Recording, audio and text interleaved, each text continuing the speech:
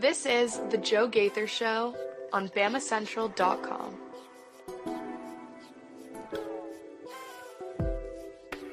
Good morning, Tuscaloosa. Good morning, Tuscaloosa, Internet World, West Alabama. How we doing today on a Wednesday? Happy Hump Day. It's Wednesday. You're halfway through the week, and it is the Joe Gaither Show on Bama Central, BamaCentral.com. You're watching us on the Bama Central YouTube channel or the Bama Central Facebook page.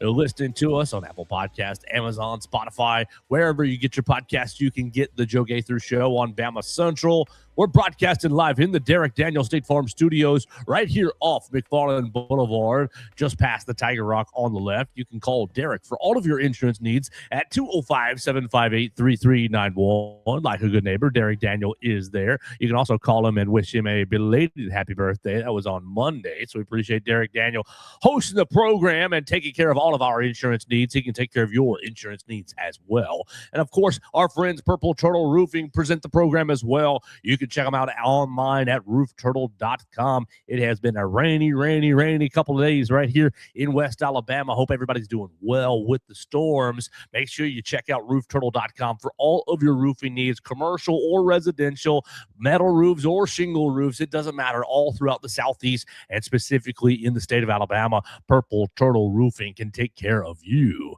We're here with our friend Theo Fernandez, who's jumping in and joining us this morning right there on the left coast, working for Fox Sports. I saw you, Theo, putting out your latest reel, complimenting the U.S. men's national team coach, his connectivity with the U.S. players. Covering the World Cup at Fox Sports. You follow him at Theo Fernandez _. Good morning, Theo. How we doing? Doing good. Busy day at Fox yesterday as the U.S. roster was announced. Hey, I'm getting finally a little excited for this tournament. I don't know if it's spread yet to Tuscaloosa and to the Southeast. My guess is no. But we're just over 2 weeks from this event, Joe. We've got a U.S. roster. We've got reason to be excited. I'm ready to be all patriotic right now.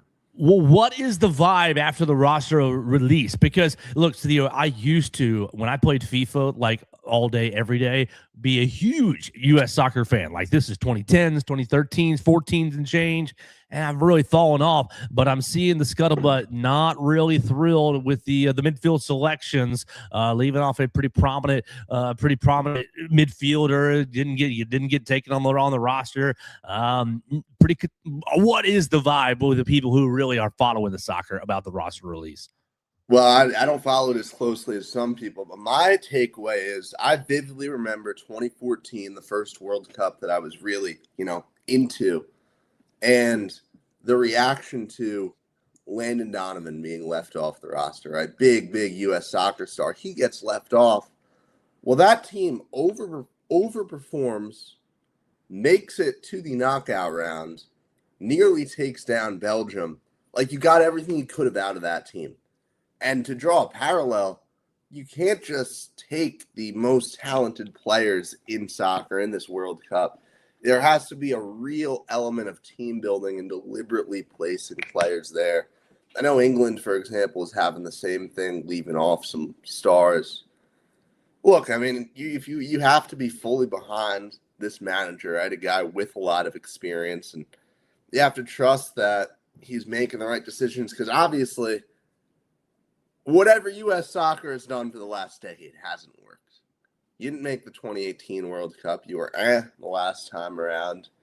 You've lost in the Copas. You've lost in the Gold Cup. Like, just nothing has come together. It's been a bit of a darker period. So this is really the biggest event in U.S. soccer history, right? Hosting the World Cup for the first time since '94. Go on a run, make something happen. I can't complain about the roster choices because I trust that, you brought in the right manager and he can make things happen. Well, I'm going to go ahead and predict that USA does not make it out of the group. It's an easy group, Joe. I'm going to take that stance. Oh, man. Don't tell me that on the 250th anniversary of the U.S., America is going to get eliminated by Paraguay, Turkey, and Australia. I'm not pulling for it. I want to make that clear. I want to make that very, very, very, very clear. I'm definitely not pulling for it, but my gut feeling is that the United States is not going to make it out of the group. That would be, man, that would be pretty on brand. That would be something. We'll find out. We'll find out very soon in a couple of weeks. Make sure you follow Theo for all of your World Cup coverage. Theo Fernandez, _, writing and working and doing video for Fox Sports out there this summer in California covering the World Cup.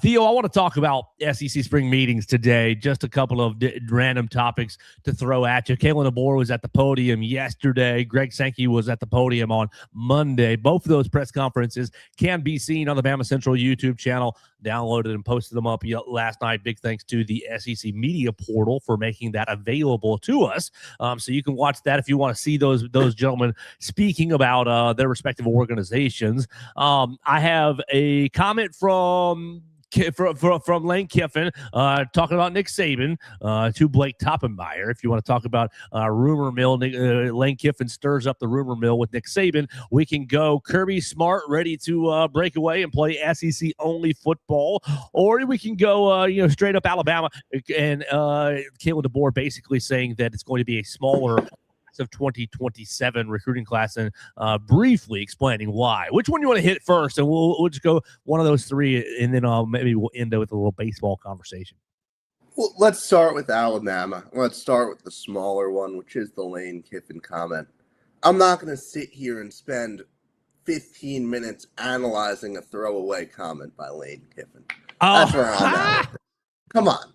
You expected us to come in and we're not gonna hang on every word that Lane Kiffin said. I mean, are we surprised at all that he said something that's drawing headlines? No, come on, right? Are you looking into this more? Am I looking into it? Like 10%, no, like 5%. Like low, like extremely low. Like it's not 0% that is that what he's saying is not true. And for people who haven't kept up with the news, Lane Kiffin was talking to Blake Toppenmeyer, USA Today down in Destin, and Lane Kiffin's quote was, "It isn't a marriage that's going to last forever." The marriage being he and LSU, most likely. He said, "This isn't a marriage that's going to last forever, most likely. Even if you think it is, where both parties are happy and neither one wants out. You could wish it was. It's a feel-good story, but they don't happen rarely ever." And then Blake Toppenmeyer interjects, maybe Nick Saban, insinuating obviously the long time that Nick Saban was employed at Alabama. And Lane Kiffin's response was, "I don't want to get into names here. Like, these are some names that you would say it happened. And I would tell you that in the coaching profession that actually it didn't, because right at the end, they made him retire." Did Alabama make Nick Saban retire?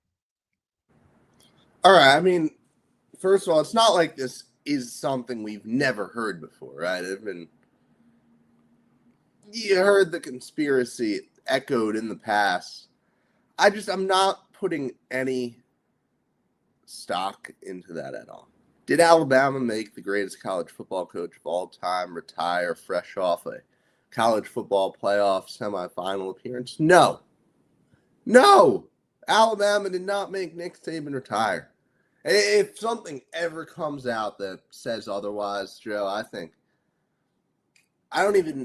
words can't describe how stunned I'll be. I have nothing. It did not happen. Well, how was Greg Burns so prepared? I mean, it was only 48, 72 hours later that he hired Kalen DeBoer. He was so prepared for it. He was ready. He must have been pulling the strings behind the scenes, right? Yeah. No, we're ready to put our tinfoil hats on and everything over. Oh man, how did you get a coach from the University of Washington to come to Alabama? Yeah. Come on. No, okay, all right. Well, largely I agree with you. I think this is just Lane Kiffin being a pot stirrer, and really just, I mean, he's always just looking for ways to take jabs and to create controversy, to create narratives. I guess, I mean, what's the point of this? What's the point of this? It makes University of Alabama's administration look bad. I don't really understand like what the motivation is. That's the only reason why I think, okay, what's the element? Is there an element of truth to it? Because what's the motivation? What's the point? Why would he say this? Would he say it just to be a snarky, just to be a funny guy? Is that the motivation, or is it the motivation to be have a little dig at Nick Saban? That Nick Saban's going to read this.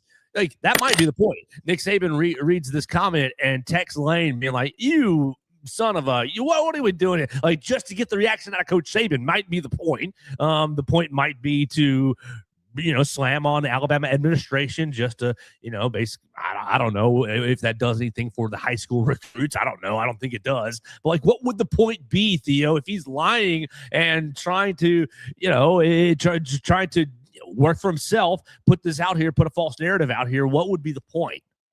Well, yeah, I don't really have a point, but there's not a point to a lot of what Lane Kiffin does. So it's not like this is a new. Now, I would have to honestly sit down and actually listen to the clip in his. Was it just a soundbite, or was there a video with it? All I'm reading is written words. I mean, because you never know with Lane. Like, he could have said something that was very clearly supposed to be sarcastic, or who knows? He could have been trying to make a joke. The biggest thing I wonder is Saban going to react to this at all? Is there going to be a Nick Saban line, whether on an ESPN show or on McAfee or on game day at some point? What are you talking about? Alabama didn't throw me out or tell me to quit. Like, I don't even know if this even warrants a response out of Saban. Yeah, well, I think the response is a text, a call. I think that might be the point. Like, you and I are close. You're my friend. If it might be like that, if one of our mutual friends be like, "Oh, you heard from Theo? Oh yeah, that rascal, he's in so much trouble." Something like, I don't know. It just so and our mutual friend says, "Hey man, you've been in a lot of trouble," and then you text me, "I haven't been in trouble. What the heck are you talking about? Just trying to mess with each other." I don't know. Maybe he's just trying to poke fun and mess with an old friend in Nick Saban. Yeah, and it's every single person online has had the same reaction. Like, what are you talking about, Lane? I'm not putting anything into that quote. All right, I totally agree with you. I think that that's just him messing with an old friend after we've talked it out. I think he's just using Blake Toppenmeyer and USA Today to mess with an old friend, to play a little joke on an old friend. All right, Kalen DeBoer yesterday was up at the podium, and he got his opportunity. And look, didn't say a whole lot. He was pretty non-committal on playoff size, 12, 16, 24. He said, "My focus is just on winning games and taking it out of the committee's hands." Good attitude, coach. But the only real notable thing to me is talking about the recruiting class that's coming up, class of 2027. And we briefly touched on it a week or two ago about where Alabama is in the recruiting rankings and how every summer it's always pretty low, and through the summer it starts to climb. I don't know if you're going to see as high of a climb this year. You will see a climb. I can assure you that. But I don't know if that climb is going to get to 3, going to get to 5, going to get to 1 like it has in years past. The climb might be at 12, at 8. I think 8 is probably a good little ceiling here, because Kalen DeBoer insinuates the class of 2027 is going to be a smaller class. And going back to last week, Theo, we talked about leadership and asked if this team has a leadership problem. Only 9 seniors on the roster, according to Kalen DeBoer. His quote yesterday: "We have really only 9 seniors this year on the football team, but we do have a big group of guys that have 2 years left." I'm not going to say juniors, but guys that have 2 years left. And so then there's around 19 kind of in that category, and close to 25 who have been on the football field for us in some capacity that have 3 years left. So a lot of experience returning. Feel good about that. We're not necessarily an old team, but we have a lot of guys that have taken valuable snaps that are looking forward to taking that next step. I think just when it comes to recruiting, going back to that, really looking forward to really looking forward to build on what we've done. These young guys that I'm referring to in these first two classes, they've kind of stayed the course and believed in what we are doing and what we're building. And we've got to find the next group. There won't be a big group this fall, and I think there will be much less than what we have had in the last two seasons. But a lot of that is because we have retained well and, again, brought in a group of transfers and don't have many seniors. First of all, I still keep on forgetting that this is only DeBoer's third year. Like, I'm officially at the point where it feels like internally he's been here significantly longer. No, this is year 3. This is, if you think about it from the perspective of a normal football program that's not Alabama, this is really the first year you expect a coach to win, right? In many situations. DeBoer's obviously had the pressure on him, as he should have for the past 2 years. But last year felt like DeBoer's roster, but this year is 100%. There's no debate at all about, yes, this is Kalen DeBoer's roster. So I look at it, and I basically gave a take last week that I'm not going to say the team has a leadership issue until I see a leadership issue. Sure. That's, I think, the fair take. And I think DeBoer backs it up there, right? When you have a Ryan Williams, a Xavier Brown, a Bray Hubbard, you have these guys who've played. I mean, Hubbard was, a season and a half now being regularly on the field. You get 2 full seasons out of a lot of those guys.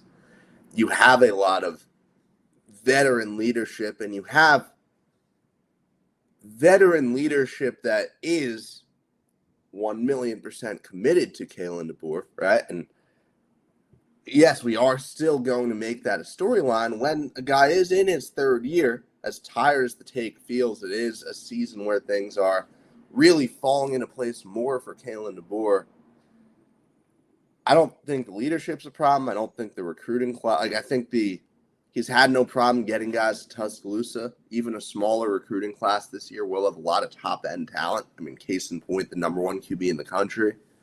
There's still all the same reasons that people have been optimistic about DeBoer still exist. There's no reason to have lost any of it. Yeah, I think that his comments are just really good to keep in the forefront of our mind all summer long when we're wondering, well, why isn't the recruiting jumping off like it has? I think that, and it goes into conversations we've had before, Theo, with roster management and construction of this team and Alabama's philosophy of roster management and construction. We've gone through a couple transfer portal cycles now where you've had, why didn't Alabama go after XYZ 5-star? I mean, you brought Cam Coleman in this past transfer portal window, but that was really kind of a long shot, especially monetarily. Like, I think that you have seen the philosophy of we're going to get good high school players, retain them, develop them, we'll pay them along the way to stay and to be developed. And you see that with the roster, with how many guys have been on the roster for 2 years and how many have been on it for 3. For this will be their third with Kalen DeBoer. I think that, as you said, this would be in any typical college program the year where you'd expect to start actually winning. I mean, you had big roster turnover after Coach Saban retired, and Coach DeBoer tried to fill it as best he could. He brought in a good class of, what was that, 24. So you brought in a good class, but they're babies, they're freshmen. So yes, now those freshmen, those Ryan Williams freshmen, are juniors, and I think it is a time to compete. And I think that as we move through the summer, we should be we should be mindful of the fact that there's a lot of experience already on this roster, but not very many seniors, and you want to keep them on the roster, and you're not going to be committed. Like, look, if you are committing money, if this is money, would you rather be paying freshmen in the class of 2027 or rising juniors next year, rising seniors next year, who you've been developing for the last 2 and 3 years? Like, that's the trade-off there, and it's a pretty easy choice to me. Right, there's no debate. Yeah, I'm right there with you on this one too, Joe. Okay, so I think that that should be something we all keep in mind. Why do don't we have 10 5-stars in this class? Well, because, you're going to play Lacio Brooks to come back for his junior year. Next year. So these are going to be really, or Keelan Russell to stick around. Like, isn't that what you want, guys? We all want Keelan Russell to stick around. Jackson Lloyd to not hit the transfer portal. Like, we all want those things over XYZ five-star class of 2027 player. The Russell thing's actually really interesting because there has not been a player in Alabama in the NIL era who would command as much as Keelan Russell potentially would, right? In a world where Russell goes out and starts for Alabama, which I still am in the Keelan Russell camp. We haven't talked. He still can, absolutely can. I think it will be Keelan Russell starting for this team. You are looking at an astronomical paycheck just for one guy, right? And how much does just that one guy elevate your overall costs, right? And then you've already got some of the higher profile players elsewhere, right? It's not like you don't have a lot of other guys to maintain. You're going to have Lazier Brooks. You're going to have the number one QB in the country. You're going to have a lot of, you're already going to have the same other pieces, right? And then you add in this $4-5 million chunk that is Keelan Russell to keep him in Tuscaloosa. Like, who knows what the number is going to be? We certainly know that. I don't think I'm going out on a limb and saying this at all. We certainly know that if Keelan Russell starts for Alabama and returns to Alabama, he's likely passing up more money from someone else. The school like Texas Tech is likely going out and throwing him a crazy offer. Like, you saw how much they offered Sorsby. How much would that school offer a University of Alabama starter who has another year of eligibility? I mean, the offer is going to be crazy. So that one player alone is going to add your cost, is going to change your cost significantly.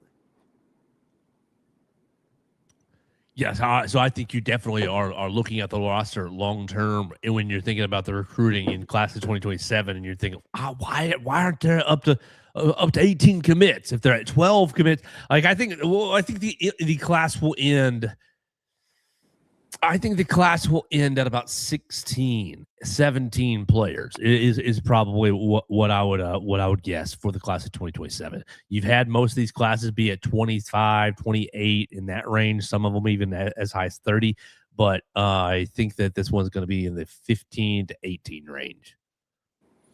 Yeah, that sounds about right. And that's not a bad place to be.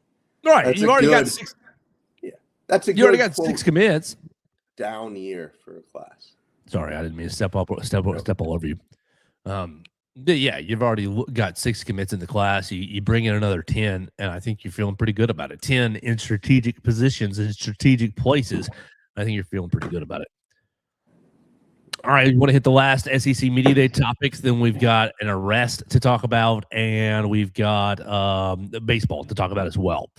So real quick, one more SEC Media Days, quick hitter. You've got Kirby Smart essentially saying, let's do it. Let's move away. Let's break away. If we can't all agree on rules across college football, the SEC, we can create our own entity.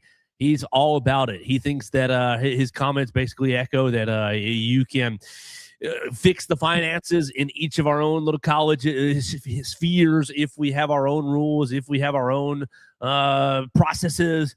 Kirby Smart, all about breaking away, thinks that the SEC is big enough and bad enough to maintain its own brand. Theo, is Kirby Smart, man, is he a victim of living in the SEC all his life? Drinking the SEC Kool-Aid all his life, being a young man from Georgia, playing at Georgia, coaching all throughout the SEC, LSU, and here at Alabama, long time at Alabama, obviously, and now at Georgia. Is he just too lost in the SEC sauce? Because, man, they can't. You and I will watch SEC football, sure, but will the brand maintain its prestige and power if it breaks away? All right, first of all, I think it would have been a bad look for the conference if somebody didn't say this. Like, you can't just let Iowa State go out and talk about how, oh, yeah, let them break away. and then someone call him out on the bluff. Like, I think someone needed to go out and say this, and I'm not surprised at all that it is Kirby Smart. Mr. SEC, Kirby Smart. Yeah, he's the guy to go out and do it.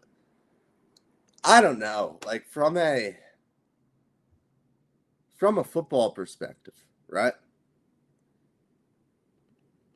We would all absolutely still sit down and watch the games if it was just SEC teams playing each other. I think the culture in the South would remain entirely unchanged. If anything, stronger. If anything, the fans who've maybe been driven off and are going to be driven off by the latest changes in college football maybe get sucked back into a Southern-only football world, right? So it's really interesting because the idea of the SEC just going and being its own thing kind of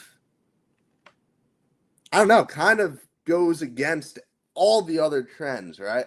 Because this national money, etc., is contingent on the SEC doing stuff with the Big Ten, right? It's contingent on this big, giant super conference, all the big brands. I think more people would be able to get behind just, I want to watch the SEC teams play each other. That's what I care about. It just means more, all that. It's an empty threat, though.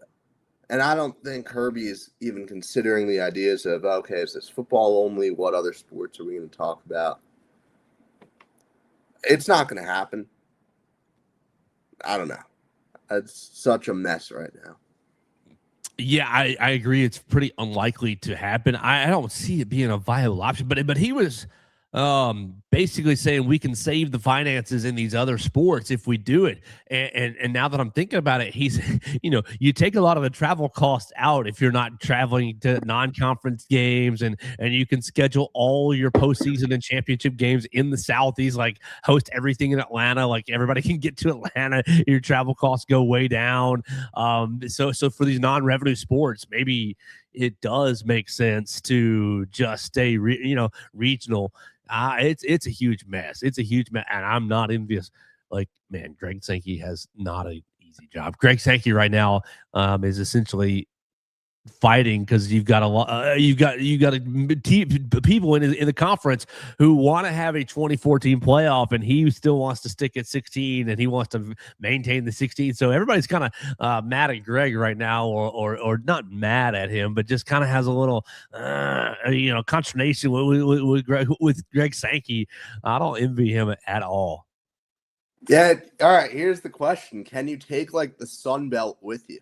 Can you get one of the smaller Southern conferences to? Because that's what I kind of wonder, the idea of, okay, we're the SEC, we're our own independent entity. Well, what happens? Like, you need a smaller conference with you. You need other teams available to play. Is an independent conference hypothetically able to still compete against NCAA schools? Or see, if I was the NCAA, I wouldn't allow that. I wouldn't allow I wouldn't to play them. But I also think an NCAA without the SEC is pretty much a sitting duck. It's pretty much, well, yes, this is over. We're trying to save things. But the SEC goes, I think a lot of other conferences are scrambling and trying to do their own thing. And I think Iowa State's sitting there like, oh, man, what did we just do? What just happened? we can't hang without the SEC. We didn't actually want this. It doesn't benefit anybody. Yeah, it just becomes a Pac-12 situation where you've got two teams in the Pac-12 hanging on, just like, oh, what's going on here? Oh, because for example, like if I'm Clemson and the SEC says, yeah, we're doing our own thing, I'm trying to become a part of that new SEC, right? Everybody's beating down the doors to get in.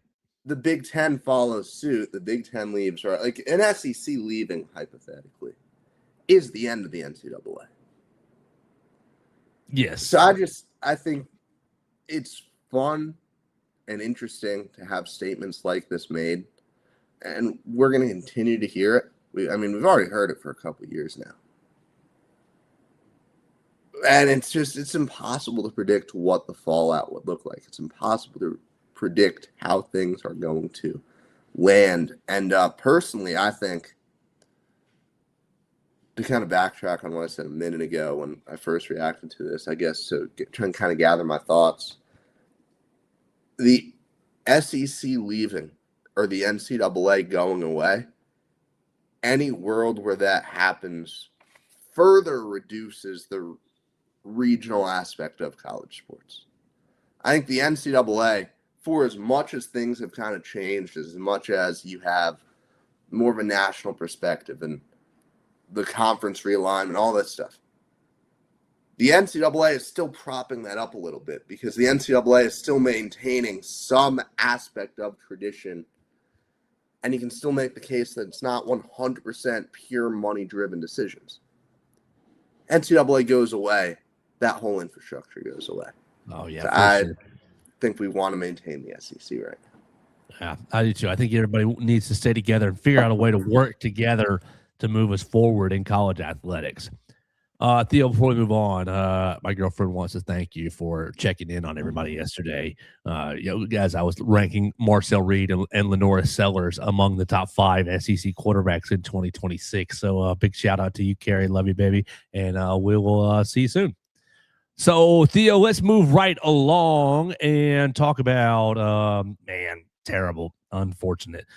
Josh Jacobs, if you didn't see it yesterday, former Alabama running back, current Green Bay Packer, Josh Jacobs was arrested on domestic violence charges. Terrible, terrible, terrible thing. And just a reminder to us, us onlookers to, control our emotions and not control our emotions and don't put your hands on people. It is basically the lesson here.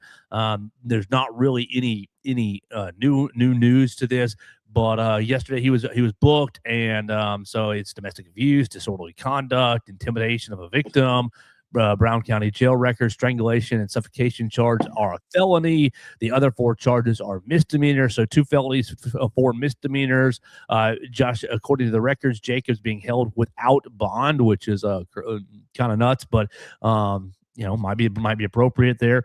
Let's see. PD says Michael Rinkus, chief of Hobart Lawrence PD. This remains an active and ongoing investigation. No further information will be released at this time. Josh Jacobs, through his attorneys, denied allegations. Josh vehemently denies allegations, and this matter is in the early stages of the investigation with important evidence that has not yet been made public. We ask for fairness and restraint when the judicial process takes its course, and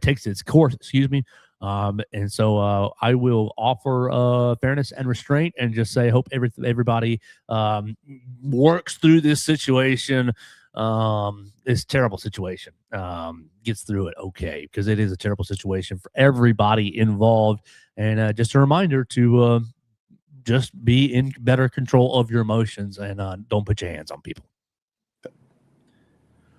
Okay, so one more thing for us, and that's baseball, Theo, but I got to tell everybody about Purple Turtle Roofing. At Purple Turtle Roofing, we're not just another contractor. We're your neighbor and your advocate when it comes to protecting your home or business. With years of hands-on experience, top-tier certification, and a commitment to excellence, we've built a reputation as Alabama's go-to roofing solution.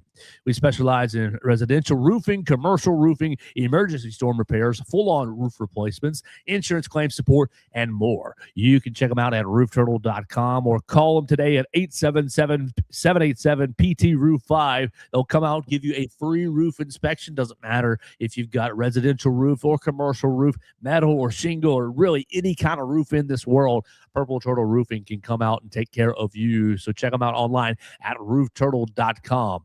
Roofing with heart. Built to last. Purple Turtle Roofing.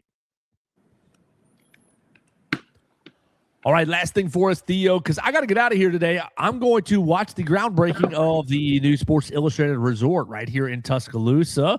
We're going to go watch that, put some shovels in the ground and hear some people talk about how great the project's going to be. So I'm looking forward to seeing what that's going to look like here in just a minute. But before I do that, Theo, Rob Vaughn says he feels no pressure to get his first NCAA regional victory as head coach at Alabama. He has regional victories. I want to make that clear. Yeah. Regional victories at Maryland, I think he's 5-10 in the He NCAA tournament.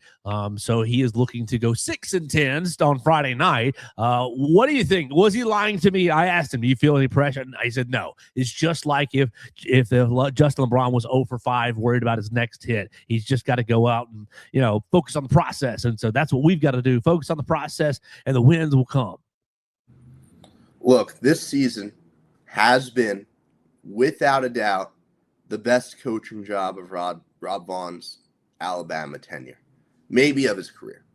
I don't know. He had some incredible coaching jobs at Maryland, which is the reason he's in Tuscaloosa right now. I thought he deserved SEC Coach of the Year. I think just everything he's done with this team. He's A, gotten the most he possibly could have out of this roster. B, helped guide this team through a lot of adversity. Through basically a lot of injuries. The most injured team in the conference. Overachieved, a lot of, even the self-inflicted stuff, all the errors and all of the just inconsistency. He was always able to lead this team to a response. All of that is going to be rendered pretty irrelevant if you don't get out of the Tuscaloosa Regional. You're daggone right. Rob Vaughn always does a little bit of the coach speak, right? You got to be feeling a little bit of pressure. And I don't discredit him for not saying that he is, but you know that there's a little bit of, oh man, like it's time to get it done. You've had, even going back to Maryland, right? You had a regional that you got to host where you made it to the final game and just couldn't get past. I think it was UConn was the 2 seed in that regional. The next year, 23, where you won Big Ten Coach of the Year again, right? Back-to-back Big Ten Coaches of the Year, and you had to go out to, I forget where that regional was, but again, you couldn't get out. I think it might have been Wake Forest who you played, and you couldn't get out. Yes, I think it was. It was Wake Forest, Wake Forest then eliminated Alabama. You got to get out of this regional, man. And we talked about the teams, right? And we talked about how I think it is an easier regional where Alabama State, we don't know what the pitching strategy is going to be yet. We have no clue what Rob's going to do. But you've beaten that team twice, and one of them did really come down to a wild pitch, right? You played that team in a really, really, really ugly February game. You've played a lot of really ugly midweeks all season. You lost to a 4 seed in a regional before, right? Stetson eliminating you in 2023.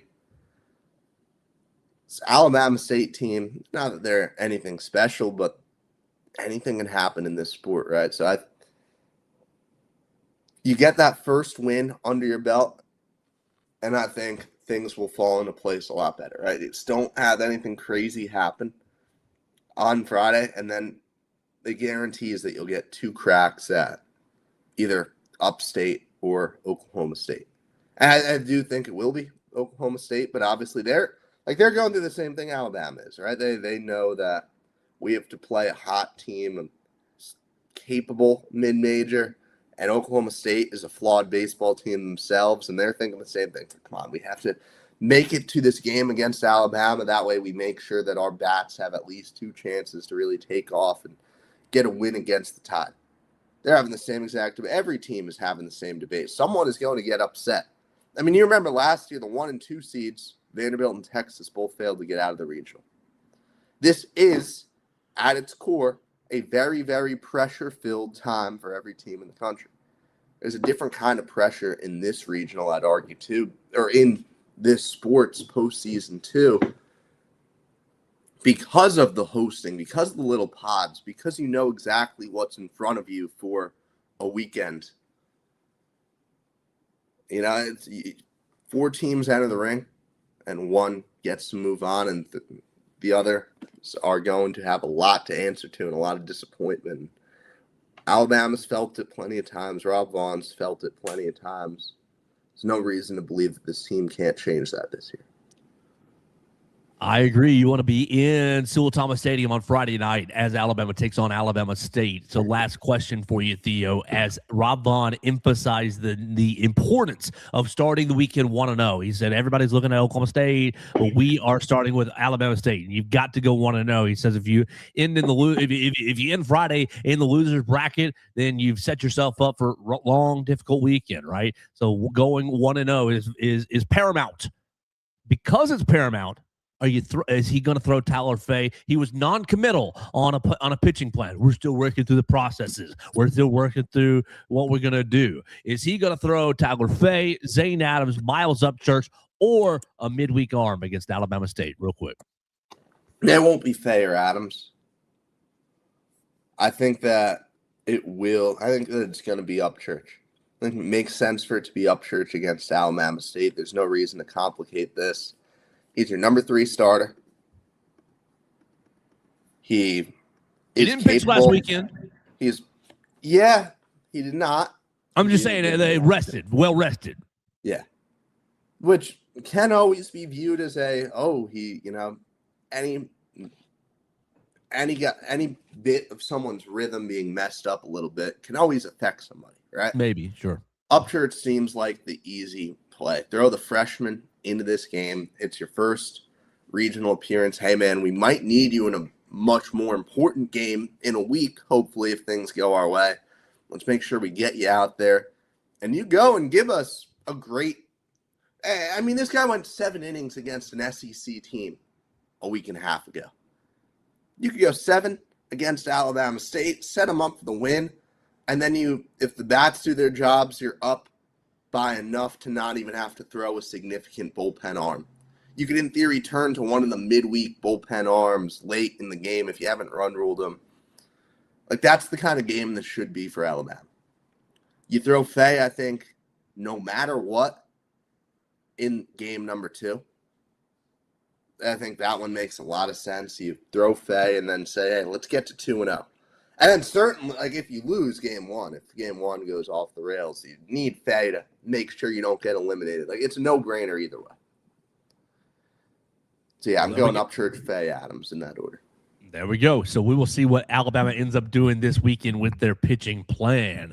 Appreciate you, Theo, for hanging out with us this morning. Make sure you follow Theo Fernandez at Theo Fernandez _ as he's working all kinds of sports for Fox Sports, but mainly the World Cup right now, getting ready for that. We had a great day with you guys. Thanks for everybody jumping in on the comments. So it looks like Carrie was the only comment. Oh, Jeremy Scott left us a roll tide with the baseball emojis. Appreciate you, Jeremy, and a softball emoji for sure. We are probably going to have Katie tomorrow for just a little bit. That's still a little bit up in the air. She's traveling, so we'll talk softball with Katie Wyndham tomorrow morning, and we'll have a great show with you guys the rest of the week. So check us out tomorrow on the Joe Gaither Show on BamaCentral. BamaCentral.